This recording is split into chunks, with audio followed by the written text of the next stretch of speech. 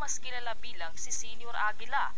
Isa-isa nang nagsilabasan ang ilang mga unseen footage sa Sitio Kapihan, ang grupo ng kulto sa Surigao del Norte.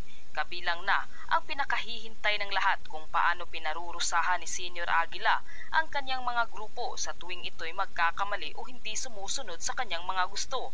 Halina't sabay-sabay nating panuorin at alamin ang video ito. Ngunit bago tayo magpatuloy, huwag kalimutang i-like, share, subscribe, and click the notification bell for more updates and for more upcoming videos. Maraming salamat!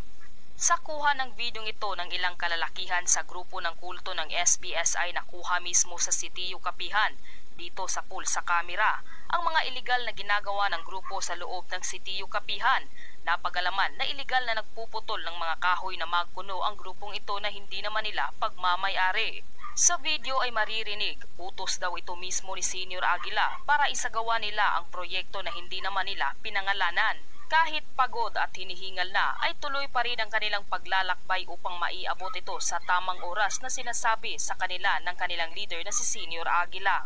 At kung sila ay susuway o hindi sumunod sa mga ipinag-uutos ni Senior Aguila, ay isang napakalupit at hindi makatao ang ginagawa nito o parusa sa kanila. Ito rin ang pinakahihintay ng lahat na makita kung paano nga ba pinarurusahan ni Senior Aguila ang kanyang mga miyembro sa tuwing ito'y nagkakamali. Isa na nga rito ang paglublob nila sa tinatawag nilang Aruba Beach na may halong ihi ng tao, dumi ng isang tao, at dumi ng hayop. Ganyan ang approach nyo, parang takot na takot kayo, wala kayong decisiveness. If okay naman po yung mga ilisettle natin to go to Surigao City, we've identified the site subject for validation. Wala naman silang choice eh. Yes po. Huwag mong sasabihin, okay, wala silang choice. Pag binigyan mo sila ng choice, hindi susunod yan. Kasi, you cannot, illegal sila dun eh. Illegal sila dun. Yung ating legislated protected area should be preserved. Ako, pagtingin ko pa lang dyan, sindikato yan. Kasi kung ikaw religion, hindi mo aapihin yung mga tao. Diba?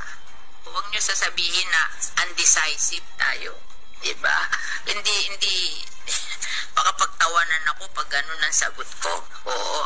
Dapat, pagkatapos ng report mo, which established na talagang illegal sila, isa na lang ang naandun, then, what will we do? They cannot stay there because that is a legislated protected area. So, ang i-move natin is saan natin sila dadalhin? And this will build a housing project for them. Then, the SWD will take care of the children. And then maybe you can provide financial assistance para pag-transfer nila.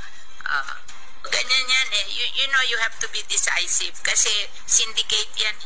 Wala namang, kasi alam mo, yung tunay na nangangailangan ng bahay, bigyan mo ng bahay, tuwan-tuwa.